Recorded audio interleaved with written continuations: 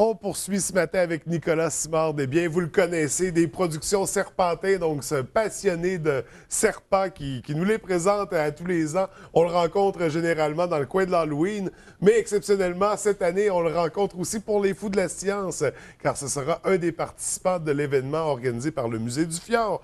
Donc, Nicolas, bienvenue à l'émission, ça va bien? Bien, ça va très bien, merci beaucoup. Écoute, on connaît ta passion pour les serpents, ça fait quelques fois qu'on se rencontre, une passion que tu traînes depuis longtemps, mais officiellement, ta collection, tu l'as débutée vers 18-19 ans, c'est bien ça? Oui, j'ai commencé, j'avais 19. OK. J'en avais 2, 3, 4. Et au fil des années, j'en ai ajouté en montant. Et, le plus que j'ai eu, c'est 21. OK. Là, au moment où on se parle, t'en as J'en ai 12. 12, OK. J'ai eu beaucoup de problèmes à travers les années. En fait, juste là, 2 ans, j'ai eu beaucoup de décès. En fait, il y a une épidémie qui a commencé dans la collection et là, il a fallu que j'y sauve. C'est ça. Puis c'est beaucoup d'entretien aussi, j'imagine, beaucoup de gestion, avoir une grande famille de serpents comme ça. C'est à la quantité, en fait, qui fait que les problèmes surviennent. N'avoir rien qu'un ou deux, c'est pas tant pire que ça. OK. Dépasser 10. Ça commence à être pas mal plus complexe. Il y a plus de problèmes. Là, c'est ça. On parle d'une douzaine d'espèces. Une douzaine de serpents, en fait. Est-ce qu'ils sont tous de la même espèce, des espèces différentes? Non, j'ai beaucoup d'espèces différentes, en fait, parce qu'au début, j'aimais beaucoup une espèce en particulier qui était le boa constrictor. Oui. Au fil des années, j'ai comme délaissé un peu cette espèce-là pour aller plus vers la biodiversité. Okay. Avoir une espèce de chacune des espèces qui existent, en fait, ou presque. Mm-hmm. Et là, si je calcule, j'en ai 1, 2, 3, 4, 5, 6. J'ai 7 espèces différentes chez moi. OK. Donc cette espèce différente, est-ce que l'entretien va vraiment avoir une grande différence? Oui, il y en a qui font beaucoup plus de besoins que d'autres. Il y en a qui vont manger beaucoup plus que d'autres. Ouais. C'est très relatif à l'espèce. Et j'en avais une qui faisait des besoins à peu près aux 3 mois. Donc, ça n'était vraiment pas d'entretien. Okay. C'est très relatif avec le spécimen et l'espèce aussi. Et là, c'est ça. Là, tu participes à des festivals, à des événements. Là, tu t'es joint, en fait, au festival Les Fous de la Science. Une belle rencontre pour les jeunes. De quoi il s'agit exactement comme événement? En fait, Les Fous de la Science, si je ne me trompe pas, c'est la 5e année que j'y vais. Ouais. En fait, j'y vais à tous les années. OK. Et dans le fond, c'est un rassemblement de scientifiques. Il y a beaucoup d'exposants qui vont faire autant des expériences sur l'électricité, sur le magnétisme, sur j'en passe et j'en passe. Là, il y a vraiment beaucoup de stock. Moi, je suis là pour présenter justement mes serpents. Et je dirais qu'il y a beaucoup d'écoles de l'ABIC qui vont faire le tour. Ouais. Des jeunes, garderies aussi. Donc, et comment ça fonctionne, de présenter des serpents? Les jeunes vont pouvoir leur toucher, les manipuler? Oui. Moi, dans le fond, j'apporte tout mon équipement que j'ai à la maison. J'ai des tables de réserve là-bas avec mes trucs. Oui, les jeunes vont pouvoir les prendre, les manipuler. Dans le fond, le monde vient, on jase, on discute, on échange. Je passe les animaux en même temps. Donc, ça se fait un peu comme ça. Cette année, je vais avoir un helper, je vais avoir un assistant parce que les années passées, il y avait tellement de monde que j'avais pas le temps de manger. Tellement. Je restais littéralement 8 heures debout à parler avec les gens. Je pouvais même pas me prendre comme une demi-heure de pause. Ouais. Cette année, j'ai essayé de pallier un petit peu au problème. Je me suis trouvé quelqu'un. Donc, les jeunes sont très intéressés par les serpents, mais ça éveille beaucoup. Il y en a qui en ont peur, il y en a qui sont très curieux.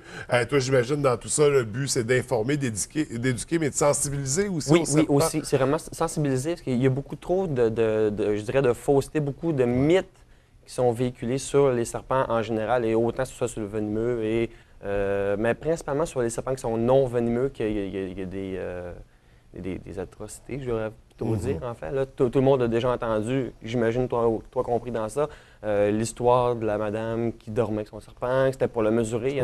Oui, qui était couché à côté. C'est ça. Bon, ce genre de mythe-là est totalement faux. En fait. OK. Un serpent n'est pas assez intelligent, n'est pas assez, excuse-moi du terme, bright, pour être capable de réfléchir à pouvoir mesurer une proie en soi. Donc, c'est... Surtout que dans la nature, dans un contexte sauvage, un serpent ne peut pas prendre le temps d'aller à côté de sa proie pour la mesurer. Donc, c'est ça, on apporte de l'information puis on vient briser certains mythes au travers de ces ateliers-là. Là, bien sûr, tu nous as apporté quelques spécimens. J'en ai apporté. Et là, on a des petits, des gros. J'ai hâte de découvrir ça. C'est toujours... Je vais commencer avec le plus petit de ce que j'ai apporté ici. Dans le fond. Oh, wow! Petit, mais des belles couleurs. Oui. Il est magnifique. Les couleurs sont vraiment assez belles. Est-ce qu'il y a Sont une très, très différence belles. d'entretien? Un gros serpent, un petit? Est-ce que le petit va demander plus, va manger plus régulièrement? Le petit va pas forcément manger plus régulièrement. Par contre, il va manger de plus petites proies. OK. Peut digérer plus rapidement. Comme ça, ici, c'est une couleuvre, en fait. Hein. Oui. Et celle-là, oui, elle va manger beaucoup plus souvent. Par contre, moi, je nourris une fois par semaine quand même. OK. Peu importe la grosseur de serpent que je vais avoir, c'est environ une fois par semaine. Hein. Il y en a quelques-uns que je vais nourrir une fois aux 3 semaines, mais plus gros qui sont adultes, qui mangent du lapin. J'ai nourri aux 3 semaines, à peu près. littéralement. Oui, littéralement. J'en ai apporté une qui ne mange que du lapin parce que du rat, c'est trop trop petit. petit. C'est trop petit pour elle. Hein. Non. Ça, ici, dans le fond, pour les gens, c'est un milk snake, hein, un serpent laitier qu'on appelle. Hein. OK. Et, Et ça, c'est pas les couleuvres qu'on retrouve chez nous. Non, là. non, C'est pas des couleurs avec lesquelles on est familier. non plus. Et la particularité de cette espèce-là en soi, hein, c'est qu'elle imite un autre serpent qu'on appelle le serpent corail, hein, qui, lui, est venimeux et OK. est mortel. En fait, c'est une autre couleuvre aussi. Parce que Celui-là, c'est ça, inoffensif. souvent, ces couleurs-là, les couleurs un peu plus flash, un peu plus alarmantes, disons, comme le rouge, vont être Ouais. un signe de attention, je suis Oui. dangereux. Mais là, dans ce cas-ci, c'est pour faire une imitation. Oui, il fait du mimétisme. Hein. OK. Donc, il limite une autre espèce qui, elle, est mortelle. Hein. La différence primordiale va être dans les couleurs hein, Ouais. des écailles, des lignes. Hein. Il y en a un que ça va être du jaune hein, qui va toucher à une autre couleur. Hein. Donc, Donc, s'il n'y a pas de jaune, de toute façon, ouais. on a très peu de chances d'en Non. croiser un dans la vie de tous les Non, jours. en effet. Donc, une belle petite couleuvre. Qui, quand même, adulte, hein, peut aller le gradient de grandeur, dépendamment des espèces pour cela, parce qu'il y a plusieurs, on va dire, sous-espèces, plusieurs Ouais. localités pour les milk snakes. Ça va d'à peu près 4 pieds à 6 pieds. OK, quand même. Donc, Fait que là, on a une petite. Là. Ouais. C'est vraiment une petite. Puis ça vient de quel coin, ça? ça, c'est du Mexique. OK. Donc, une petite bête mexicaine. Ouais. Très belle, très jolie. Ensuite de ça, on a d'autres. Oui. Là, je te donne Oui. un coup de pouce avec. Oui, la petite serpent, grosse tête d'oreiller. Et ça, c'est la bonne façon, c'est la façon idéale de Euh, transporter. Oui, c'est la façon idéale parce que ça prend pas de place. C'est beaucoup plus pratique pour rentrer dans une auto. Ouais. Donc, Oh, là, Un petit peu plus gros. Oui, un peu plus de place. par contre, hein, beaucoup plus petit que le dernier. Et celui-là ici, là, à la grandeur qu'il a, il est loin d'être adulte. OK, il est loin d'être. Ouais. Il est quand même impressionnant. Oui. Ça, ici, on parle d'un python de Birmanie. Wow. Qui, dans le fond, est fait partie des serpents géants. Là, je l'ai mesuré hier, ou du moins j'ai essayé de le mesurer hier, juste pour être capable de vous dire un peu la longueur qui est rendue. Et il fait un petit peu plus de 4 pieds et demi. OK. Adulte, c'est un mâle, hein. On parle d'une bête qui peut aller atteindre du 14 à 15 pieds de long. Quand même. Donc, facilement de 4 jusqu'à environ 5 mètres de long. Et ça, dans ce cas-ci, un python, qu'est-ce que ça va manger? Ça mange beaucoup de choses. Ouais. Présentement, il va manger du gros rat. Ok. Bébé, il mangeait du petit rat. Et adulte, on est capable de le nourrir soit avec du très gros lapin. On peut même, pour certains, des femelles vont aller être plus grosses que 15 pieds. On peut même y aller avec du porcelet. OK, littéralement. Oui, tellement du cochon, en fait. Là. Donc, ça devient Ça très devient gros, très massif. très gros, très massif. Ça a aussi la capacité de s'étirer, de prendre l'expansion Ben, pour... Presque tous les serpents, je dis presque parce qu'il y en a qui font exception à la règle, ou est-ce qu'ils sont capables de manger beaucoup plus que la règle normale. Hein. En général, on parle de 1 fois et demie jusqu'à au maximum 2 fois le plus gros du corps de l'animal pour calculer la grosseur de proie. OK. Il y en a certains comme python réticulé, python de Birmanie, même des pythons améthystes, hein, qui, c'est tous des géants, peuvent aller jusqu'à 2 fois et demi, 3 fois et même quasiment quelques fois, 4 fois le plus gros de leur corps hein, côté proie. J'en avais un python métis qui est décédé il y a 4 ans. Elle était grosse comme ça de corps. Hein. Elle faisait 11 pieds et je donnais une proie qui était facilement 4 fois le plus grosse encore. Elle arrivait à le manger très facilement. Et ça, normalement, quand on donne à manger des animaux comme ça, est-ce qu'ils sont déjà morts au Oui. moment où on les donne? Moi, je donne toujours du congelé, en fait. OK. Je commande en bâche, ça arrive dans des sacs Ziploc, congélateur. Hein. J'avais déjà lu que ça pouvait nourrir avec des animaux vivants, ça pouvait développer une certaine forme d'agressivité chez l'animal. Est-ce que c'est un mythe? Ou, En fait, ben, moi, je dis que c'est un mythe en soi, où est-ce que le serpent, que la proie soit morte ou vivante, hein, il va la tuer comme si la proie était vivante quand même. Hein. OK. Donc, il va sauter dessus, il va la mordre, il va l'étrangler quand même, OK. parce que c'est des serpents qui sont constructeurs. Hein. Donc, c'est juste que nourrir au vivant, il y a un risque quand même assez élevé de blessure pour l'animal en soi.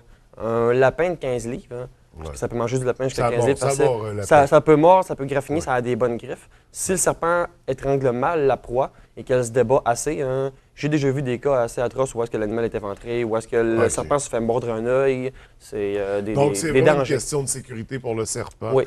si on le nourrit avec des proies congelées. Donc, ça, c'est le python. Le python comment? Birmanie. Birmanie. Et c'est une espèce qui, présentement, pour les gens qui en ont entendu parler à la maison, en fait, en Floride, hein, dans les Everglades, présentement, ils ont un très, très, très, très gros problème de python de Birmanie, où est-ce qu'il y a eu, si je ne me trompe pas dans l'histoire qui s'est passée, il y avait un élevage, il y avait un enfant américain qui en avait en élevage. Il y a une tornade qui est passée là-bas, hein, et tous les serpents se sont ramassés en nature. Okay. C'est des serpents qui ne viennent pas directement de la Floride, hein, et là, sont en train de causer beaucoup de problèmes à l'écosystème et à la flore là-bas. Donc, c'est des dangers potentiels avec n'importe quelle espèce animale. Ouais. Donc, on y va avec le dernier. Oui, le dernier que j'ai l'impression est pas mal plus gros. Beaucoup, beaucoup plus gros. Et dans le fond, celui-là ici, je l'ai apporté à 2 reprises, si je ne me trompe pas, tu l'avais déjà vu. OK. Bon, on est déjà familier. Ben, on est déjà familier avec. C'est moins stressant. Ben non, c'est pas stressant. Quand on est avec un spécialiste.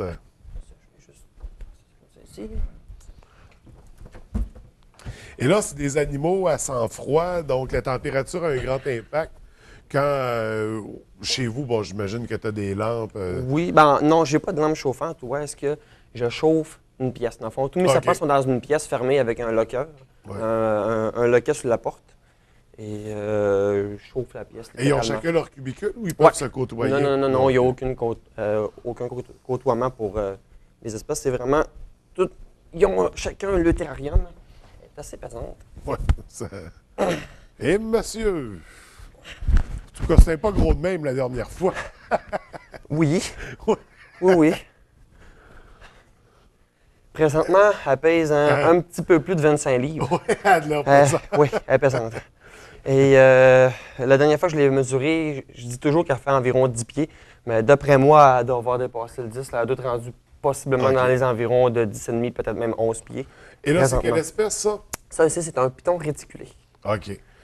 Donc, grosse bête, grosse créature. Oui. Est-ce que ça va grossir encore? Non, celle-là ici est adulte déjà, étant donné que c'est une version, on va dire, c'est une localité qui reste naine, qui reste très petite. Okay. Malgré la grosseur qu'elle a, les pythons réticulés, on va dire normal, hein, vont devenir jusqu'à 2 fois, même possiblement 3 fois plus longs et plus gros qu'elle. Hein. Donc, on parle facilement de 18 à même, pour certains, on peut aller jusqu'à même du 20 pieds de long. OK. Donc, et ça, dans le cas des 3 serpents que tu nous as apportés ce matin, il n'y en a aucun des 3 qui est venimeux? Non, aucun. C'est tous des chasseurs? Des constricteurs. Des constricteurs, OK. Donc, qui enroulent la proie pour manger, en fait, pour la tuer. Donc, c'est complètement magnifique. J'adore les motifs sur les serpents. Les couleurs sont vraiment écœurantes, sont très, très belles. Oui, c'est des animaux incroyables.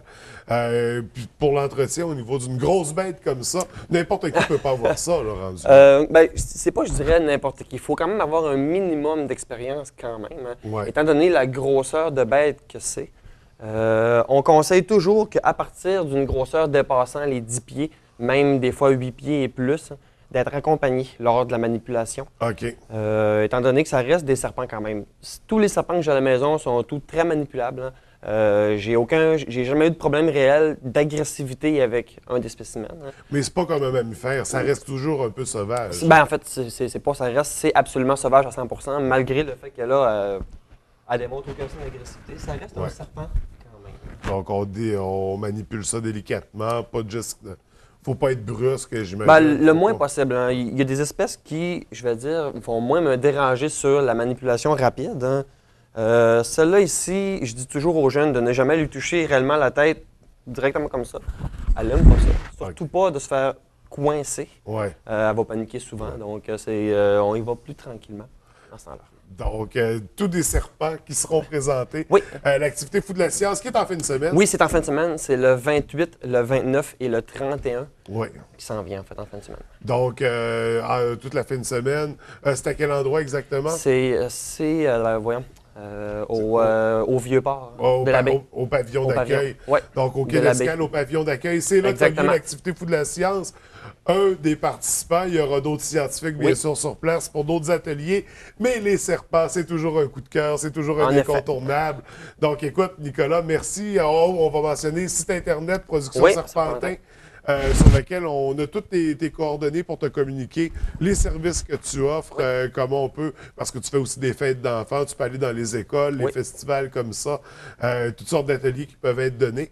Donc, on va voir par le site Internet Production Serpentin. On réfère à la page Facebook également. Écoute, c'est toujours un vrai trip, que je vais dire, de te recevoir. C'est spécial, là. C'est des invités avec lesquels on est moins familier. Non, en effet. Mais j'adore l'expérience. Nicolas, je te remercie. Je te souhaite beaucoup de succès pour en fin de semaine. Pour plaisir Merci. de se revoir. Merci beaucoup. Merci.